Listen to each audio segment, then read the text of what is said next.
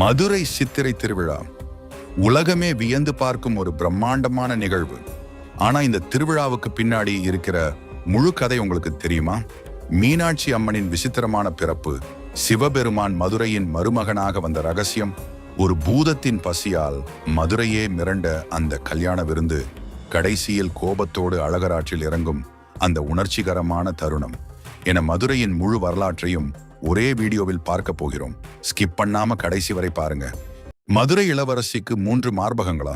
கேட்கவே ஆச்சரியமா இருந்தாலும் இதுதான் மறைக்கப்பட்ட மீனாட்சி அம்மன் வரலாறு. மதுரையை ஆள பிறந்த ஒரு இளவரசி. ஆனா அவங்க பிறப்பு சாதாரணம் இல்லை. யாக குண்டத்துல எரியிற நெருப்புல இருந்து ஒரு பெண் குழந்தை வெளியில் வந்தபோது அங்க இருந்தவங்க சந்தோஷப்பட்டாலும் அவ உடலில் இருந்த மாற்றத்தை பார்த்து பயத்துல உறைஞ்சு போனாங்க. ஏன்னா அந்த குழந்தைக்கு 3 மார்பகங்கள் இருந்துச்சு. இந்த மர்மமான பிறப்புக்கு பின்னாடி என்ன ரகசியம் இருக்கு? உலகத்தையே ஆள வந்த மீனாட்சி அம்மனின் பிறப்பு ரகசியம் என்ன? வாங்க விரிவா பார்க்கலாம்.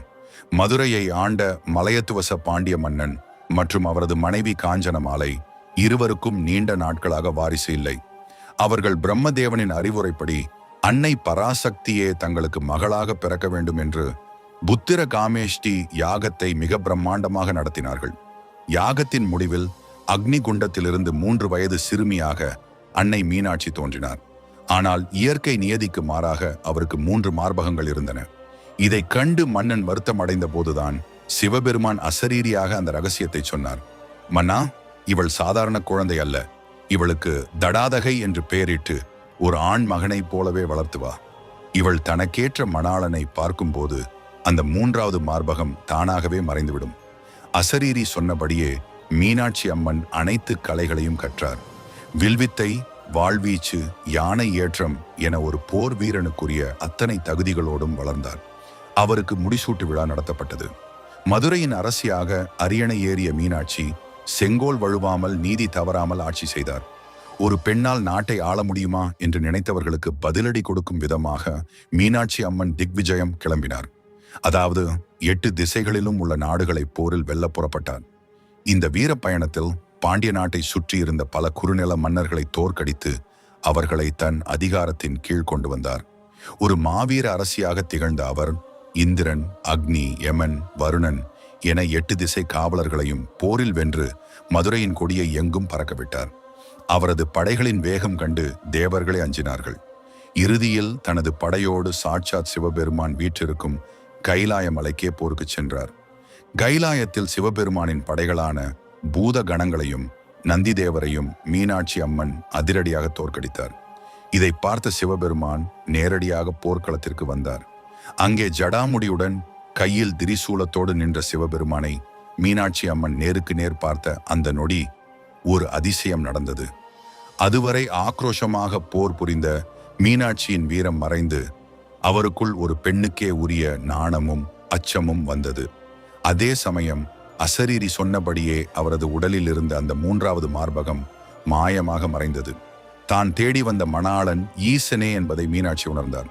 அப்போது சிவபெருமான் புன்னகையுடன், தேவியே, நீ யார் என்று உணர்ந்து கொண்டாயா? கவலை கொள்ளாதே. இன்று முதல் 8ஆம் நாள் நான் மதுரைக்கு வந்து உன்னை மணம் முடிப்பேன் என்று வாக்கு கொடுத்தார். மீனாட்சி அம்மன் மகிழ்ச்சியுடன் மதுரைக்கு திரும்பி தனது திருமணத்திற்கான ஏற்பாடுகளை செய்யத் தொடங்கினார்.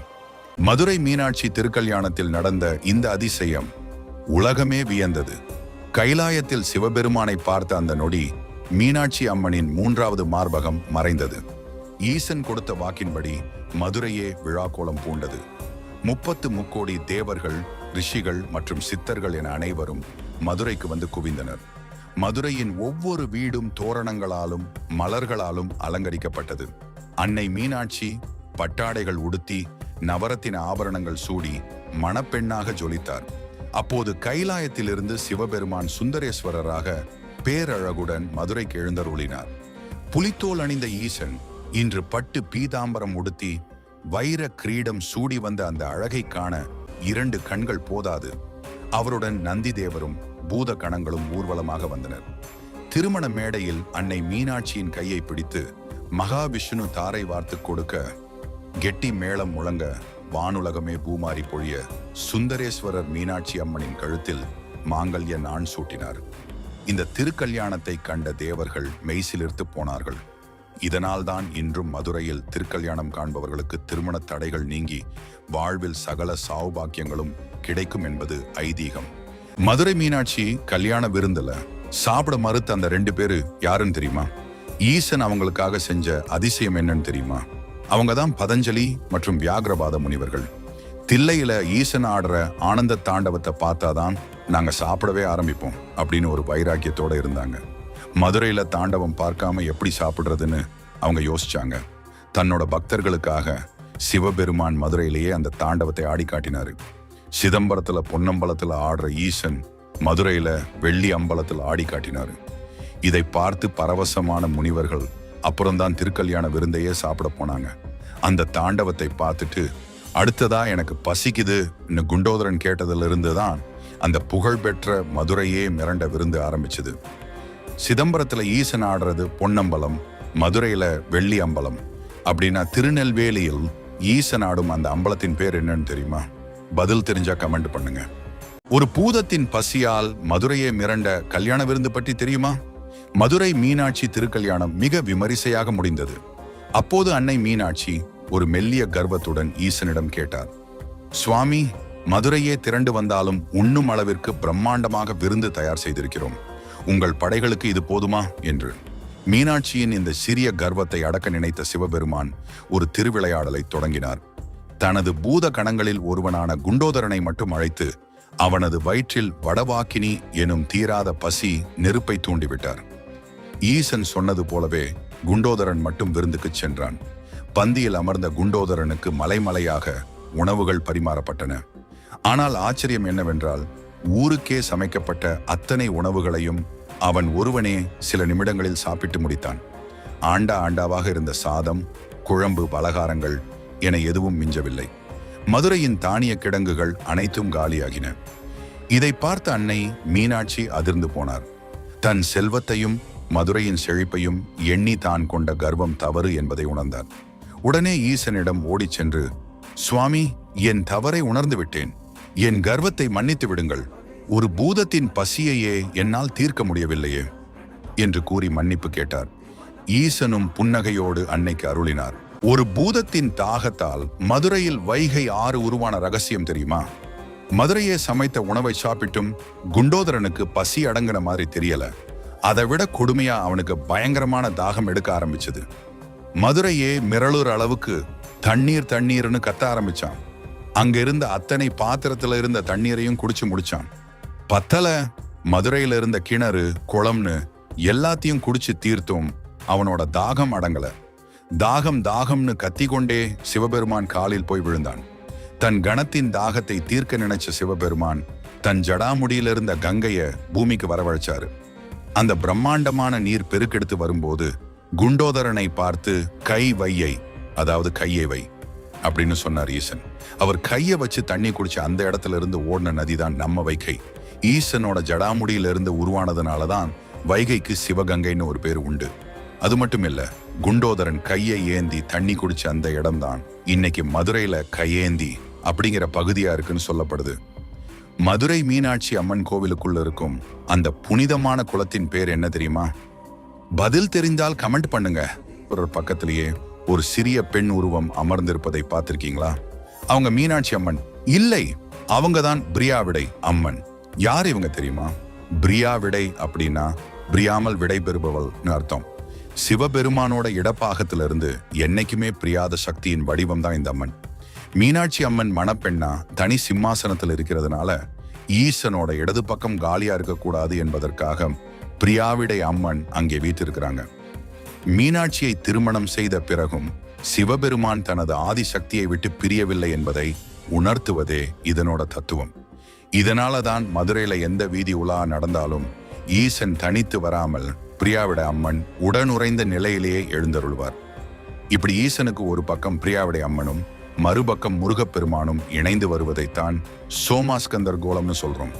அதாவது சிவன், உமை, கந்தன் இந்த 3 தெய்வங்களும் இணைந்த இந்த அபூர்வமான தத்துவம் மதுரையில மட்டும்தான் ரொம்ப விசேஷமா பார்க்கப்படுது. தாய் தந்தை கல்யாணத்தை பார்க்க முருகன் எங்கிருந்து வருவார் தெரியுமா? பதில் தெரிந்தால் கமெண்ட் பண்ணுங்க. சிவபெருமான் தன் மாமியாருக்காக 7 கடலையும் மதுரைக்கே வரவழைத்த கதை தெரியுமா? மீனாட்சி அம்மனின் தாயார் காஞ்சனமாலை ஒருமுறை 7 கடல்களிலும் நீராடி புண்ணியம் பெற வேண்டும் என்று ஆசைப்பட்டார். ஆனால் மீனாட்சியின் தந்தை மலையத்துவச பாண்டியன் இறந்த பிறகு காஞ்சனமாலை விதவை கோலத்தில் இருந்ததால் தனியாக கடலுக்கு சென்று வருவது சிரமம் என கருதப்பட்டது. தன் தாயாரின் ஆசையை அறிந்த மீனாட்சி அம்மன் தன் கணவரான சிவபெருமானிடம் இதனை தெரிவித்தார். தன் மாமியாரின் விருப்பத்தை நிறைவேற்ற விரும்பிய சிவபெருமான் தனது சூலாயுதத்தை பூமியில் ஊன்றி உலகிலுள்ள 7 கடல்களையும், அதாவது சப்த சாகரங்களையும் ஒன்றாக திரட்டி மதுரைக்கே வரவழைத்தார். மீனாட்சி அம்மன் கோவிலுக்கு அருகிலேயே ஒரு குளமாக அந்த நீர் வந்து நின்றது. சிவபெருமான் வரவழைத்த அந்த நீர்நிலை சப்த சாகரம் என்று அழைக்கப்பட்டது. இங்கேதான் ஒரு அதிசயம் நடந்தது. காஞ்சன மாலையின் ஆசையை முழுமையாக நிறைவேற்ற சிவபெருமான் மறைந்த தன் மாமனார் மலையத்துவச பாண்டியனை வானுலகில் இருந்து வரவழைத்தார். மலையத்துவச பாண்டியன் தன் மனைவி காஞ்சன மாலையின் கையை பிடித்து அழைத்துச் சென்று இருவரும் இணைந்து அந்த 7 கடலில் நீராடினர். காஞ்சன மாலை அந்த தீர்த்தத்தில் நீராடி தன் வேண்டுதலை நிறைவேற்றிக் கொண்டார். இன்றும் மதுரையில் மீனாட்சி அம்மன் கோவிலுக்கு அருகில் எழுகடல் என்ற பெயரில் ஒரு பகுதி இருப்பதை நீங்கள் கவனிக்கலாம். அந்த இடத்தில் ஒரு தெப்பக்குளம், சப்தசாகர திருக்குளம் இருந்தது. காலப்போக்கில் அது தூர்ந்து போனாலும் அந்த இடத்தின் பெயர் என்றும் நிலைத்து நிற்கிறது. காஞ்சனமாலை அம்மனுக்கு மதுரையில தனியா எந்த இடத்துல கோவில் இருக்குன்னு தெரியுமா? பதில் தெரிந்தால் கமெண்ட் பண்ணுங்க. கள்ளழகர் ஆற்றில் இறங்கும் அந்த ரகசியம் தெரியுமா? முழு கதை மதுரை நாளே திருவிழாக்களின் நகரம்தான். அதுலயும் சித்திரை திருவிழான்னா அந்த பிரம்மாண்டமே தனி. ஆனா அழகர் ஏன் அழகர் மலையிலிருந்து மதுரைக்கு வர்றாரு? அவர் வைகை ஆத்துல இறங்கும் போது ஏன் அவ்வளவு கோவமா இருக்கிறாரு? இதுக்கு பின்னாடி இருக்கிற அண்ணன் தங்கை பாசம், ஒரு முனிவரோட சாபம் மற்றும் மதங்களை கடந்த ஒரு காதலை பத்தி உங்களுக்கு தெரியுமா? வாங்க தெரிஞ்சுக்கலாம். மதுரைக்கு அரசியான மீனாட்சி அம்மனுக்கும் சொக்கநாதருக்கும் திருக்கல்யாணம் நடக்குது. ஒரு அண்ணனா தன் தங்கையை தாரை வார்த்து கொடுக்க அழகர் மலையிலிருந்து சுந்தரராஜ பெருமாள் கீழே இறங்கி வர்றாரு. இது வெறும் ஒரு சாமியோட ஊர்வலம் மட்டும் கிடையாது. இது ஒரு அண்ணன் தங்கைக்கிடையே இருக்கிற புனிதமான பாச போராட்டம். அழகர் ஒன்னும் சாதாரணமா வந்துட மாட்டாருங்க. தன் தங்கை மீனாட்சிக்கு திருமண சீர் கொடுக்கணும்னு மலையிலிருந்து கிளம்பும் போதே பலவிதமான விலையுயர்ந்த பட்டு புடவைகள், விதவிதமான ஆபரணங்கள்னு ஒரு பெரிய சீர்வரிசையையே எடுத்துக்கிட்டு வர்றாரு. தன் தங்கச்சி கல்யாணம் ஊரே வியக்கிற மாதிரி நடக்கணும், அவளுக்கு எல்லா சிறப்பும் போய் சேரணும்னு ஒரு அண்ணனா எல்லாத்தையும் தயார் பண்ணிட்டு வர்றாரு அழகர். இந்த கிளம்பல் தான் சித்திரை திருவிழாவோட 2ஆம் கட்டத்துக்கு உயிர் கொடுக்குது. அழகர் மலையை விட்டு கீழே இறங்கிட்டாருனாலே மதுரையே ஒரு விதமான திருவிழா கோலத்துக்கு மாறிடும். அந்த மலைப்பாதையில ஆயிரக்கணக்கான மக்கள் தீப்பந்தம் ஏந்தி கோவிந்தா கோவிந்தா இன்னும் முழக்கமிட அழகர் பல்லக்குல வர்றதை பார்க்கிறதே ஒரு பரவசம். அழகர் மலையில அவர் ஒரு ராஜாவா இருப்பாரு. ஆனா தன் தங்கைக்காக காடு மேடெல்லாம் கடந்து கள்ளர் வேடம் தரிச்சு சாதாரண மக்களோடு மக்களா நடந்து வர்ற அந்த எளிமைதான் இந்த திருவிழாவோட ஆன்மாவே. அழகர் மதுரைக்கு கிளம்புறதுக்கு முன்னாடி ஒரு விஷயம் நடக்கும். அதுதான் 18ஆம் படி கருப்பணசாமி உத்தரவு. கோவில் சன்னதியை விட்டு வெளியே வந்ததும் அழகர் நேரா போறது அந்த 18 படிகள் முன்னாடிதான். ஏன்னா அழகர் கோவிலோட மொத்த சொத்துக்களுக்கும் ஆபரணங்களுக்கும் காவல்காரர் இந்த கருப்பணசாமி தான். அழகரோட நகைப்பெட்டிக்கு சாவியே கருப்பணசாமி தான் வச்சிருக்காருன்னு ஒரு ஐதீகம். அந்த பெட்டிய படிகள்ல வச்சு சாவிய கருப்பன் முன்னாடி வச்சு நான் தங்கை கல்யாணத்துக்கு போயிட்டு வர்றேன்னு அனுமதி கேட்டதுக்கு அப்புறம்தான் அழகர் அந்த எல்லையையே தாண்டுவாரு. அழகர் மதுரைக்கு வந்து ஆத்துல இறங்கிட்டு திரும்பி போற வரைக்கும் அந்த நகைப்பெட்டிக்கு காவல் இந்த கருப்பணசாமி தான். யார் இந்த கருப்பன் தெரியுமா? அழகர் கோவிலோட காவல் தெய்வம் இவர்தான். அந்த 18 படிகளுமே கருப்பணசாமியா தான் பார்க்கப்படுது. இவரை பத்தி மதுரையில ஒரு பழமொழியே உண்டு. கருப்பன் முன்னாடி பொய் சொன்னா கண்ணு போயிரும். அந்த அளவுக்கு நீதி தவறாத காவல் தெய்வம். அழகர் மலையோட மொத்த சொத்துக்களுக்கும் ஆபரணங்களுக்கும் இவர்தான் காவல்காரர். அழகர் மதுரைக்கு வரும்போது அவருக்கு முன்னாடியும் பின்னாடியும் கண்ணுக்கு தெரியாம கருப்பணசாமி காவலாக வர்றதா மக்கள் நம்புறாங்க. அதனாலதான் அடர்ந்த காடு வழியா பல கோடி ரூபாய் மதிப்புள்ள நகைகளோட அழகர் வந்தப்போ கூட எந்த திருடர்களும் அந்த நகைகளை தொடக்கூட பயந்தாங்க. அந்த அளவுக்கு கருப்பணசாமியோட காவல் ரொம்ப வீரியமானது. இந்த 18 படிகளும் சைவ வைணவ ஒற்றுமையை குறிக்கிறதாவும் சொல்லுவாங்க. அழகர் திரும்பி வரும்போது எல்லா ஆபரணங்களும் சரியா இருக்கான்னு செக் பண்ணிட்டு அந்த சாவியை மறுபடியும் கருப்பணசாமி கிட்ட ஒப்படைக்கிறதும் ஒரு முக்கியமான மரபு. ஏன் இந்த கள்ளழகர் வேடம் தெரியுமா? அழகர் மலையிலிருந்து கிளம்பும் போது அவர் ஏன் ஒரு ராஜாவா வராம தலையில பெரிய கொண்டை, கையில வளரி ஆயுதத்தோட ஒரு கள்ளர் வேடத்துல வர்றாருன்னு என்னைக்காவது யோசிச்சிருக்கீங்களா? அழகர் மலைக்கும் மதுரைக்கும் இடைப்பட்ட பகுதி அக்காலத்துல எப்படி இருந்துச்சு தெரியுமா? மனுஷன் நடமாடவே பயப்படுற அடர்ந்த காடு. வழிப்பறி திருடர்கள் நடமாட்டம் ரொம்ப அதிகம். அழகர் மலையிலிருந்து வரும்போது அவரோட பல கோடி மதிப்புள்ள தங்க ஆபரணங்களும் கூடவே வரும். இந்த நகைகளை திருடர்கள் கிட்ட இருந்து பாதுகாக்கிறதுக்காக அழகரே ஒரு கள்ளர் தலைவனை போல மாறுவேடம் போட்டுக்கிட்டு வர்றாரு. எதிரிய ஜெயிக்கணும்னா எதிரி மாதிரியே மாறணும்ங்கிற தந்திரம் தான் இது. தலையில பெரிய கொண்டை, கையில கத்தி, அது மட்டும் இல்லாம கள்ளர் என மக்களின் பாரம்பரிய ஆயுதமான வளரி. உலகிலேயே கையில வளரி ஏந்திய ஒரே பெருமாள் கோலம் நம்ம கள்ளழகர் தான். அந்த மண்ணோட வீரத்தோடும் கலாச்சாரத்தோடும் ஒன்றி இருப்பார். அழகர் ஏன் அந்த மக்களோட உடையிலேயே வர்றாருன்னா, கடவுள் நமக்கும் மேலானவர் கிடையாது, அவர் நம்மில ஒருவருங்கிறதை உணர்த்தத்தான். இதனாலதான் அந்த மக்கள் இன்றும் அழகரை தங்கள் வீட்டு பிள்ளையா கருதி வாராரு வாராரு அழகர் வாராருன்னு கொண்டாடுறாங்க.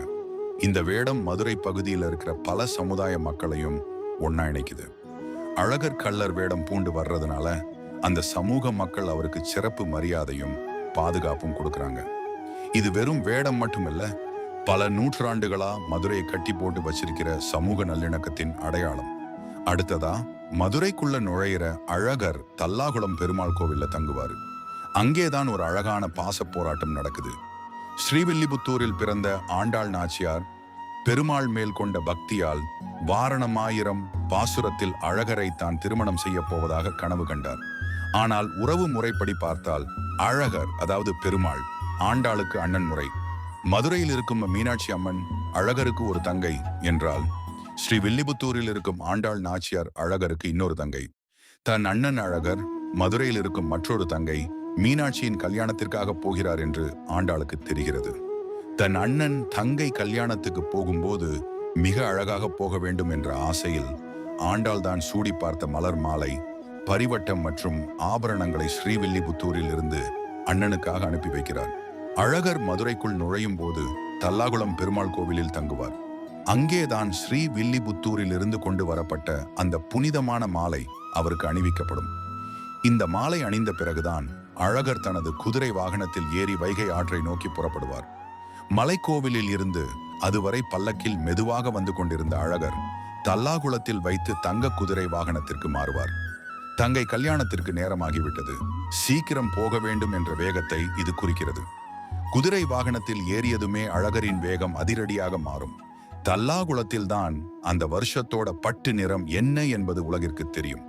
அழகர் அணிந்து வரும் பட்டுப்புடைவை, அதாவது பச்சை, சிவப்பு, மஞ்சள், வெள்ளை அல்லது ஊதா, இதில் எந்த நிறத்தில் இருக்கிறதோ அதை வைத்துதான் அந்த வருடம் மழை பெய்யுமா, விவசாயம் எப்படி இருக்கும் என்று மக்கள் கணிப்பார்கள். அர்ச்சகர்கள் மூடிய பெட்டியிலிருந்து எடுக்கும் அந்த பட்டு ஆடையை அழகர் இங்கேதான் உடுத்திக் கொள்வார்.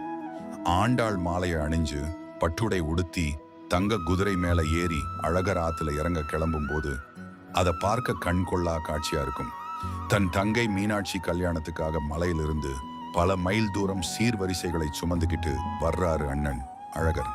ஆனா அவர் மதுரை வைகை ஆத்துக்கரைக்கு வரும்போதுதான் அவருக்கு அந்த செய்தி தெரிய வருது. தங்கச்சி கல்யாணம் ஏற்கனவே முடிஞ்சிருச்சு. அப்போ மீனாட்சியை தாரை வார்த்து கொடுத்தது அழகர் இல்லையா? மதுரை மீனாட்சி கல்யாணத்துல அண்ணன் முறையிலிருந்து தாரை வார்த்து கொடுத்தது கள்ளழகர்னு தான் நினைப்போம். ஆனா உண்மை அது இல்ல. திருப்பரங்குன்றத்திலிருந்து வந்து தாரை வார்த்து கொடுத்தது நம்ம கூடலழகர், அதாவது மதுரை கூடலழகர் பெருமாள். மீனாட்சிக்கும் சுந்தரேஸ்வரருக்கும் கல்யாண நேரம் நெருங்கிய போது மதுரையிலேயே இருந்த கூடலழகர் அண்ணன் முறைப்படி தாரை வார்த்து கொடுக்கும் சடங்கை செய்தார். மீனாட்சியை ஒரு அண்ணனாக தாரை வார்த்து கொடுத்தது கூடலழகர். ஆனால் சீர் கொண்டு வர கிளம்பி வந்தது கள்ளழகர். இதுதான் மதுரையின் மரபு. அதாவது ஒரு அண்ணன் தாலி கட்டும் சடங்கை முன்னின்று நடத்துகிறார். இன்னொரு அண்ணன் தன் தங்கைக்கு வேண்டிய சீர்வரிசைகளுடன் ஊர்வலமாக வருகிறார். ஆனா சீர் கொண்டு வந்த அண்ணன் கள்ளழகர் மதுரை எல்லையை தொடர்றதுக்குள்ள கல்யாணம் முடிந்து விட்டது. தங்கச்சி கல்யாணம் முடிஞ்சிருச்சுன்னு கேள்விப்பட்டதும் அந்த அண்ணனுக்கு வர்ற கோபம் இருக்கே, அது நியாயமான கோபம். என்ன விடாம நான் வர்றதுக்குள்ள எப்படி கல்யாணம் பண்ணலாம் இங்கிற அந்த ஆதங்கத்துல தான் நான் மதுரைக்குள்ளேயே வரமாட்டேன்னு கோவிச்சுக்கிட்டு வைகை ஆத்தோடையே திரும்பி போவாரு. ஆனா ஆத்துல இறங்கின அழகர் கோவமா வர்றதை பார்த்துட்டு மதுரை மக்கள் சும்மா இருப்பாங்களா? அண்ணனோட கோபத்தை குறைக்க மக்கள் கையில எடுக்கிற ஆயுதம் தான் இந்த தண்ணி. தோல் பையில வாசனை கலந்த தண்ணியை தேக்கி வச்சு கோவிந்தா கோவிந்தான்னு சொல்லிக்கிட்டே அழகர் மேல தண்ணியை பீச்சு அடிப்பாங்க. இது அண்ணன் மேல இருக்கிற பாசத்துல செய்யற ஒரு அழகான சடங்கு. அந்த தண்ணி பட்டு அழகரோட கோபம் குறைஞ்சு அவர் மனசு குளிர்ந்துதான் அடுத்ததா தசாவதார காட்சியை கொடுக்க ஆரம்பிப்பாரு. அழகர் மதுரைக்கு வர்றதுக்கு தங்கை மீனாட்சியோட கல்யாணம் ஒரு காரணம்னா இன்னொரு முக்கியமான காரணம் இருக்கு. அதுதான் மண்டூக மகரிஷிக்கு சாப விமோசனம் கொடுக்கறது. முன்னொரு காலத்துல சுதபஸ்னு ஒரு முனிவர் இருந்தாரு. அவர் வைகை ஆத்துல குளிச்சுட்டு இருக்கும்போது அங்க வந்த துர்வாச மகரிஷியை கவனிக்காம விட்டுட்டாரு. இதனால கோபமான துர்வாசர் நீ தவளையா போன்னு சாபம் கொடுத்துட்டாரு. அதாவது சமஸ்கிருதத்துல மண்டூகம்னா தவளைன்னு அர்த்தம். தவளையா மாறி அந்த முனிவர் வைகை ஆத்திலேயே பல வருஷமா தவம் செஞ்சுட்டு இருந்தாரு. அவருக்கு விமோசனம் கொடுக்கணும்னா அழகர் மலையிலிருந்து பெருமாள் நேர்ல வந்து அவர் மேல கை வைக்கணும். தங்கை மேல கோவப்பட்டு ஆத்துல இறங்குற அழகர் நேரா தேனூர் மண்டபத்துக்கு போவாரு. அங்கே தவளை வடிவத்தில் இருக்கிற அந்த முனிவருக்கு காட்சி கொடுத்து அவரோட சாபத்தை தீர்த்து வைப்பாரு. ஒரு பக்கம் அண்ணனா கோபம் இருந்தாலும் இன்னொரு பக்கம் ஒரு பக்தனுக்காக தேடி வந்து அருள் பாலிக்கிற அந்த பெருமாளோட கருணை தான் இந்த நிகழ்வு. ஆத்துல இறங்கி முனிவருக்கு சாப விமோசனம் கொடுத்த கையோடு அழகர் நேரா ராமராயர் மண்டபத்துக்கு வருவாரு. அங்கேதான் அந்த புகழ்பெற்ற தசாவதார காட்சி விடிய விடிய நடக்கும். ஒவ்வொரு அவதாரமா மாறி வந்து ஆசி வழங்குற அழகரை விடிய விடிய மக்கள் கண்முழிச்சு தரிசனம் செய்வாங்க. இதுல ஒரு ஸ்பெஷல் என்னன்னா அதிகாலையில அழகர் எடுக்கிற அந்த மோகினி அவதாரம் தான். அந்த அவதாரத்தை பார்க்கறதுக்குனே ஒரு தனி கூட்டம் மதுரையில கூடும். இந்த தசாவதார காட்சி முடிஞ்சதுக்கு அப்புறம் தான் அழகர் வண்டியூர் நோக்கி புறப்படுவாரு. அங்கேதான் இந்தியாவிலேயே வேற எங்கேயும் பார்க்க முடியாத ஒரு நெகிழ்ச்சியான சம்பவம் வண்டியூர்ல நடக்கும். அதுதான் துலுக்க நாச்சியாருடனான சந்திப்பு. அழகர் வண்டியூர் போகும்போது அங்கே துலுக்க நாச்சியாருக்கு ஒரு சிறப்பு மரியாதை கொடுக்கப்படும். மற்ற கோவில்கள்ல வடை பாயசம்னு பிரசாதம் கொடுக்கிற மாதிரி இல்லாம இங்கே அழகருக்கு நெய் ரொட்டி மற்றும் இஸ்லாமிய முறையிலான உணவுகள் பிரசாதமா படைக்கப்படும்னு சொல்லுவாங்க. தன் தங்கை மீனாட்சி மேல கோபப்பட்டு வர்ற அழகர் அங்கே இருக்கிற எல்லா மதத்து பக்தர்களோட அன்பை பார்த்து சாந்தமடைவாரு. ஜாதி மதம் எல்லாத்தையும் கடந்து அழகர் நம்ம வீட்டு பிள்ளைன்னு எல்லாரும் ஒன்னா சேர்ந்து கொண்டாடுறது தான் இந்த திருவிழாவோட உண்மையான வெற்றி. கடவுளுக்கு மதம் கிடையாது, அன்பு மட்டும்தான் அப்படிங்கிறத இந்த துலுக்க நாச்சியார் நிகழ்வு நமக்கு உறக்க சொல்லுது. வண்டியூர்ல துலுக்க நாச்சியார் மரியாதையை முடிச்சுட்டு அழகர் மீண்டும் மலைக்கு திரும்ப கிளம்புவாரு. ஆனா அண்ணன் மதுரை எல்லையை தாண்டி போறதுக்குள்ள தங்கை மீனாட்சிக்கும் கணவர் சொக்கநாதருக்கும் ஒரு தவிப்பு வந்துடும். நம்ம அண்ணன் இன்னும் கோவமாவே போறாரேன்னு நினைச்சு அவங்க 2 பேரும் தல்லாகுளம் அல்லது அந்த தருமாதி பீடம் பகுதிக்கு வந்து அண்ணனை வழிமறிப்பாங்க. தங்கை மீனாட்சி தன் அண்ணன் அழகரை நேர்ல சந்திச்சு, அண்ணே, கல்யாண நேரத்துல நீங்க வராததால தான் நாங்க சீக்கிரம் தாலி கட்ட வேண்டியதா போச்சு. மத்தபடி உங்க மேல எங்களுக்கு எந்த கோபமும் இல்லை. நீங்க கொண்டு வந்த சீர்வரிசைகளை நாங்க மனப்பூர்வமா ஏத்துக்கிறோம் சொல்லி அண்ணனை சமாதானப்படுத்துவாங்க. அண்ணன் அழகர் தான் கொண்டு வந்த பட்டு புடவைகள், ஆபரணங்கள் மற்றும் சீர்வரிசைகளை தங்கையிடம் ஒப்படைப்பாரு. தங்கை கொடுத்த மரியாதையையும் அன்பையும் பார்த்ததும் அண்ணனோட கோபம் அப்படியே பனிக்கட்டி மாதிரி உருகிடும். கோபம் தணிந்த அழகர், சரிம்மா, அடுத்த வருஷம் கண்டிப்பா சீக்கிரம் வர்றேன்னு சொல்லிட்டு தன் தங்கச்சிக்கும் மதுரை மக்களுக்கும் மனசார ஆசி வழங்கிட்டு ரொம்ப அமைதியா பூப்பல்லக்குல ஏறி அழகர் மலை நோக்கி புறப்படுவாரு. அந்த நிமிஷம் மதுரை மக்களோட மனசுல ஒரு பக்கம் திருவிழா முடிஞ்ச வருத்தம் இருந்தாலும் அண்ணனும் தங்கச்சியும் சமாதானமாகிட்டாங்கிற ஒரு பெரிய நிம்மதி இருக்கும். இப்படி ஒரு பாச போராட்டம், கோபம், சமாதானம், கூடவே ஜாதி மதம் கடந்த ஒற்றுமை, இதுதாங்க மதுரையோட உண்மையான ஆன்மா. ஒரு கடவுள் நம்ம வீட்டு பிள்ளையா மாறி வந்து போற இந்த அழகான நிகழ்வு தான் சித்திரை திருவிழா. இந்த வீடியோ மூலமா அழகர் ஆத்துல இறங்குறதுக்கு பின்னாடி இருக்கிற இவ்வளவு சுவாரஸ்யமான கதைகளை நீங்க தெரிஞ்சுக்கிட்டீங்கன்னு நம்புறேன்.